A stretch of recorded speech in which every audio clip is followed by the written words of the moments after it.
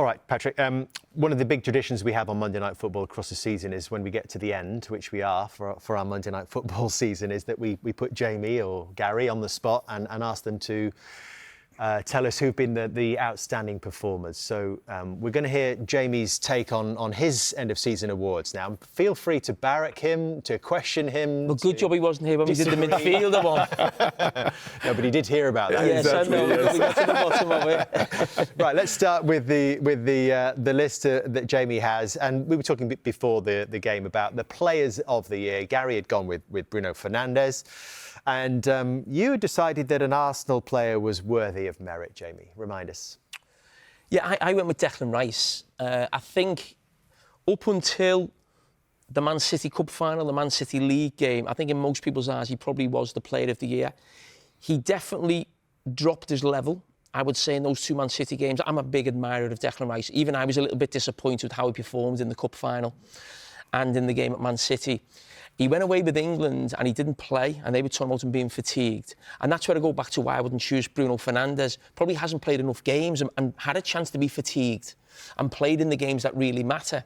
Now, for me, Declan Rice then came back to the fore in two Champions League semi-finals. That's what I'm talking about, playing in Champions League semi-finals, delivering away from home, real captain's performance, then outstanding again in the return leg. And listen, very close to now, winning the league title and playing in a Champions League final. You said you could be in your midfield when we're combining the Invincibles and the Unforgettables. How would that work? How would you dovetail together as a midfield pair? No, but I think he's a kind of holding midfielder who like to get inside the box as well. I think if we were playing together, I will be more defensive than Declan. I think he's a player who like to project himself. He's got the power to do this box to box, and I think he's got the end of product who can allow him to be more decisive, scoring more goals and giving more assists. But he's a player with this kind of energy that I like in the holding midfielder.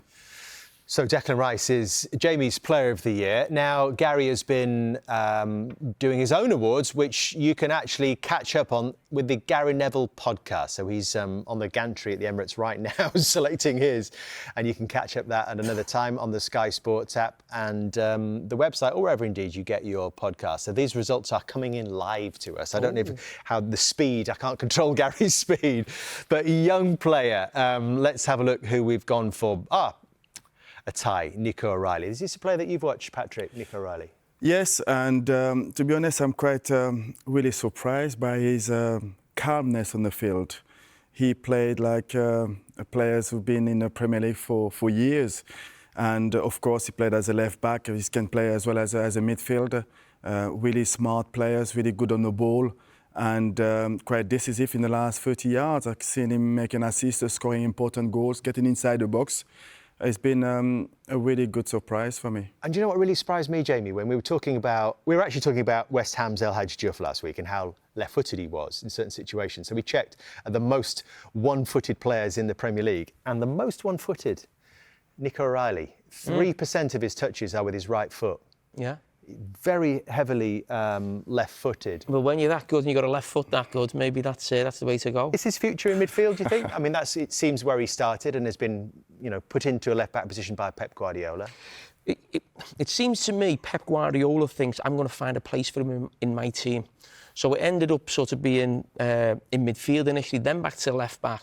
And I think there was a game, I think it may have been away at Burnley, where I think Rodri was out and everyone thought a midfielder was going to come in, and he put him in midfield ahead of like an experienced midfield player. I think Gonzalez, or maybe in there who both from Porto, and it just tells you what he thinks of him. And I always go back to a game, I think it was last season away at Bournemouth, where he came on and changed the game in the FA Cup, and ever since then he's just been in Pep's team. And what he did in the cup final. And he's not just playing left back, he's popping up in the number 10 position, he's in midfield, he's getting in the box, scoring goals. Wonderful talent. That's something else to consider if Pep Guardiola is indeed leaving, the impact he's had on players, like the way that he improves them, gets them playing in different positions. Nico O'Reilly, the young player, according to Jamie and Gary. What about the best signing of the season? Who's that turned out to be? Ryan Cherky or Granit Xhaka? Who do you fancy, Patrick? I will go with a different name. I will go for Marc Guéhi. I think City around December, it will be difficult to say City will be up there with Arsenal challenging for the title. And I think Pep make those two signings, Semedo and Guéhi, and they had a massive impact on City's performance. So for me, I will go for one of the two players from City. I would absolutely support Gary on this one. But what has Ryan Cherky brought? More than you expected, obviously. Yes, and you know what? I just think he's been a great addition to the Premier League in that I don't think there's an awful lot of those type of players anymore. We call them mavericks, someone who, you see them do special things. He's so two-footed. Listen, Shaq has been brilliant. He was in my team of the season halfway through the season, huge impact. But Cherky, just for the type of player he is, really, more than anything. OK, most improved players. And again, we're going to Manchester City. Jeremy Doku, according to Jamie, and Mateus Nunes, who we talked about before the game, who was in your team this season? Yes. Yes, as the best right-back. Again, do you think this is something of the Pep Guardiola effect, that we're talking about two City players being the most improved players? I think there's a lot of players, when we look back at Pep's time, which it looks like we're going to be doing over the next week or so, people will always say, he goes and buys the best players, but there's lots of history there at Manchester City, especially where players improve the longer they're with Pep Guardiola. And I think those two players are the reasons why we've chosen them, really. For me, Doku now, I think he's almost the most dangerous wide player. When he has the ball 1v1, you almost think it's impossible to stop him. He can go left, he can cut inside, he's now getting goals. When he first came to Manchester City, he looked a bit erratic, didn't really have any end product, and I think was just, for me this season, in terms of if I was playing full-back and there was one winger I didn't want to play against, it would be Doku. Who's the best manager of the year? Some great contenders. Jamie's gone for Mikel Arteta, who could be winning a unique double, as we said beforehand. Only Liverpool twice, Manchester United twice, and Man City once have managed the English top division and European Cup double. Gary's gone for the Leeds boss, Daniel Farke. Where are you going with this one, Patrick? Listen, I will go for Mikel Arteta, or I will go for Aston Villa, Unai Emery. I think Aston Villa having a really good season. Yeah, on the verge of the Champions League in two different competitions, two different routes. Were you surprised that he wasn't one of the six candidates that the Premier League nominated as Manager of the Year? I was surprised, yes, because they're still in the final of the European competition and nearly qualified for a Champions League. And that is a really good season for Aston Villa. And I was quite disappointed not to see him nominated for the best coach. But Jamie's managed to get him into his award winners because he's your best coaching performance, where Gary's gone for Andoni Iraola. Explain that, Jamie. I think at the start of the season, you've got to remember, or go back to the end of last season, where Aston Villa missed out on the Champions League away at Old Trafford. So you know what that means. Last game of the season, the revenue's coming in terms of buying players, and we know Aston Villa have been on the edge of PSR for a long time.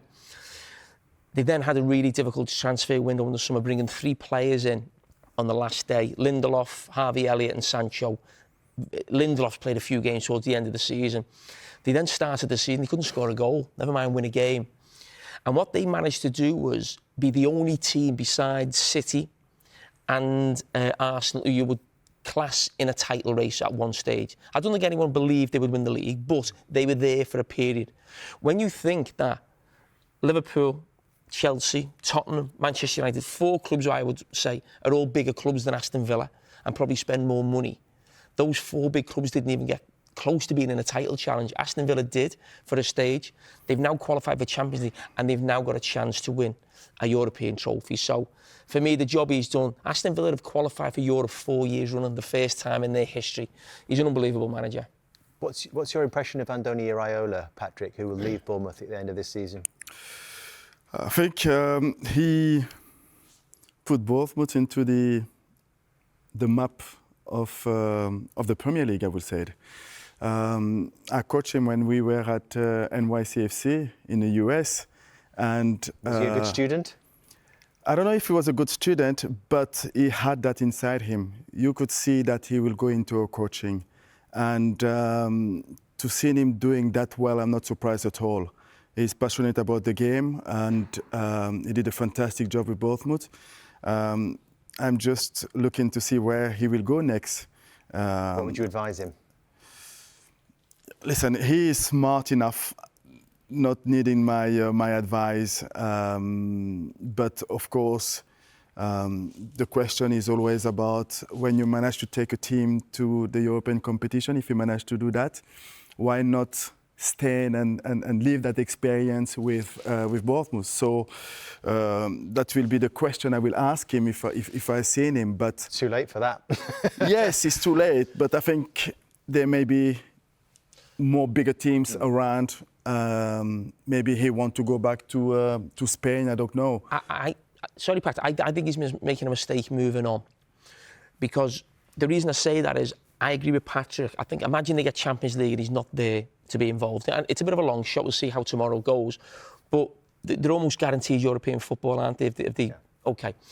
The one question mark about Iraola is, for a real top club, is can his methods and how they play, can it cope with 2 games a week? It's so intense. How would it affect the players injury-wise? So if you were at Chelsea, if you were at Liverpool in the future, if you were a top team in European football, you'd almost want some evidence that he could cope with a team playing 55 to 60 games a season. I think in terms of where he's going to go next, I think he could do it staying for another year. Well, he's not. He's leaving. We know that they've announced Marco Rose, but I probably think that's a bit of a mistake, because I think that will put big teams off because they're not quite sure yet. He can be as well a smart move from him, because he may have the feeling that he can't take the team to a different level. So a strength of his may be leaving the team and taking them to Europe.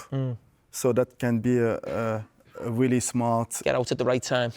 Get out of the right time. Well, it's an amazing legacy, potentially, that he's leaving behind at Bournemouth with 2 games left of this season.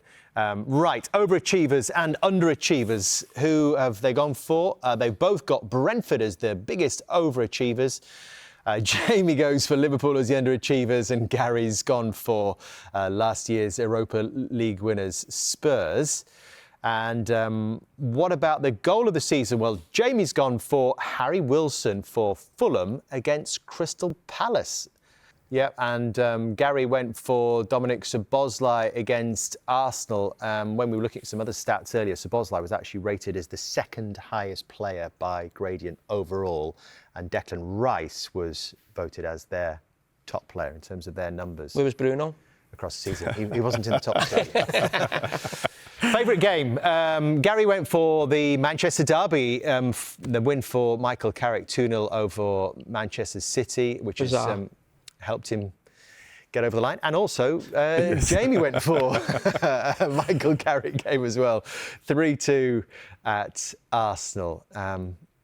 That was his 2nd game. So a couple of Michael Carrick fans enjoyed those matches that were standout in our Premier League season. Remember, you can find out the reasons behind all of Gary's choices on the Gary Neville podcast, wherever you get your podcasts. Patrick, thank you so much for your company tonight. Thank you for your honesty. We would love to have you back next season on Monday Night Football as well. We talk about your amazing career spanning different countries and different titles and World Cups, and amazing career. We love